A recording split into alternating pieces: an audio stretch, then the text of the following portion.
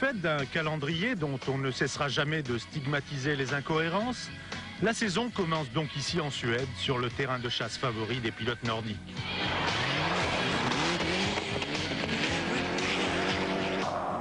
Et pourtant, très vite, un Latin va leur prouver qu'ils n'y sont plus en pays conquis. En effet, pour ses débuts au volant de la Ford Escort Cosworth, Carlos Sainz se mêle aussitôt à la lutte pour les premières places. Certes, la Mitsubishi de Mäkinen et les Toyota de Kankkunen, Radstrom, Gronholm et Jansson ont emballé la course, mais la Ford, équipée pour la première fois d'un différentiel avant géré électroniquement, fait des merveilles. Il n'en va pas de même, hélas, pour celle de François Delecourt qui collectionne les ennuis.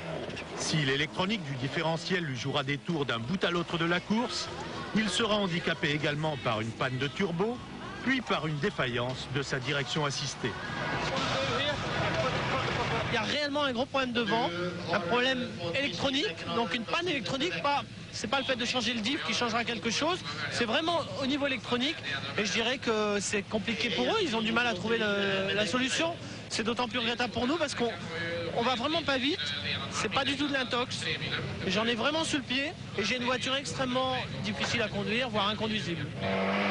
Plus question pour Delecourt de faire la course en tête comme il aurait pu l'espérer, d'autant que devant, on n'amuse pas le tapis avec un Mäkinen qui repousse déjà tous les assauts, qu'ils viennent des Ford, des Toyota ou des Subaru. Celles-ci d'ailleurs seront handicapées en fin d'étape par un mal étrange qui affecte le cloutage de leurs pneumatiques. Il y a seulement un problème de cloutage, c'est le même type de cloutage, la même colle qu'on a utilisée pendant les tests où il marchait très bien. Donc les pneus étaient de la même série de production, donc il n'y a rien à voir avec les pneus. Nous pensons avec les gens ici en Suède qui nous ont cloué les pneus qu'il y a une différence au niveau de la colle. Si Colin McRae, le champion du monde en titre, limite les dégâts, Ericsson en revanche éprouve quelques difficultés pour se montrer à la hauteur au volant d'une Impreza qu'il découvre laborieusement. Et pour Didier Auriol, c'est pire encore. Je suis parti sur de très mauvaises bases ce matin avec ce diff qui n'allait pas, donc j'ai commencé à changer les amortisseurs, tout ça pour essayer de compenser. Là, je continue à essayer quelques réglages. Alors, justement, il n'y a qu'une spéciale ce soir, la dernière, donc je fais d'autres réglages et puis on verra demain. La bonne surprise de cette première étape est à mettre à l'actif d'un Harry Vatanen qui se défend comme un lion avec une escorte qui ne dispose pas pourtant des dernières avancées technologiques. C'est pas grave, ça me donne plus la pêche. L'agressivité. Oui, exactement, ça. La fin de cette étape confirme à la fois la maîtrise de Tommi Mäkinen et l'efficacité exceptionnelle de sa Lancer Evolution 3. À Falun, il devance la Toyota de Kankkunen de 6 secondes et la Ford de Carlos Sainz de 14 secondes.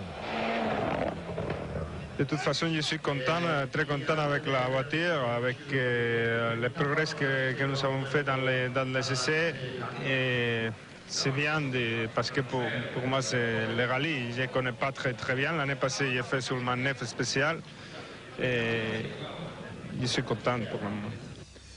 Derrière l'Espagnol, les écarts se creusent. Vatanen pointe à 1 minute 15, McRae à 1,35 et Ericsson à 1,39. Les Toyota de Jansson et Gronholm ont lâché prise, tandis qu'Auriol 10e fait un apprentissage difficile de la Subaru à plus de 2 minutes et demie du leader. François Delecourt, lui, surnage en 14e position, à près de 6 minutes 30, mais les défaillances mécaniques qui n'ont cessé de le harceler pèsent lourd dans la balance au moment de faire les comptes.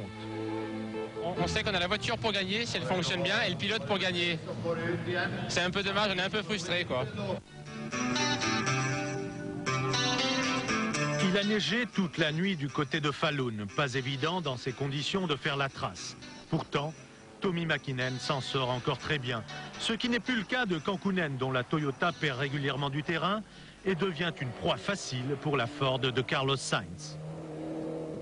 Derrière, Colin McRae démontre son énorme potentiel et confirme qu'il est bien le leader naturel de l'équipe Subaru. Il s'installe ainsi en 4e position devant la Ford de Vatanen.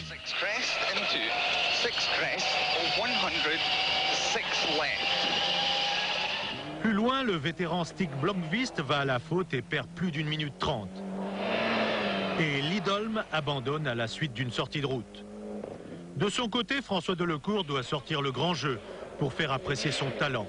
Il s'offre un scratch et malgré la défaillance de l'électronique de son différentiel, il fait pratiquement jeu égal avec Sainz tout au long de cette deuxième étape. Je pense que sincèrement, avec une voiture au top niveau, une voiture normale, on aurait peut-être pu se hisser dans la bagarre et jouer quelque chose.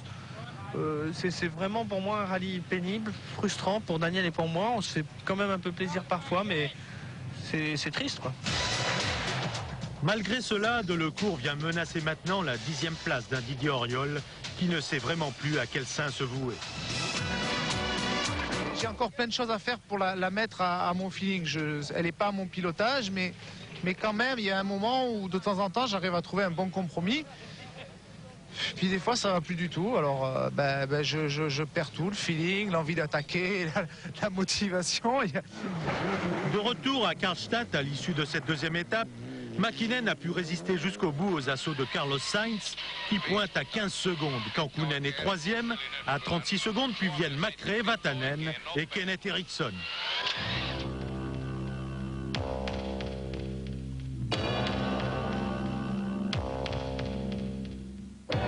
La troisième et dernière étape est courte. Sainz décide alors de frapper un grand coup pour déstabiliser Mäkinen. Il sonne la charge, mais une défaillance du différentiel l'empêchera d'aboutir dans ses intentions.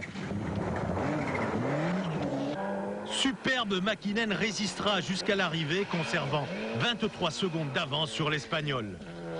Le duel entre ces deux hommes ayant éclipsé tout le reste, on aura noté la sortie de route puis l'abandon d'Ari Vatanen et l'esprit de combat de l'Écossais Colin Macrae, 3e à 1 minute 05.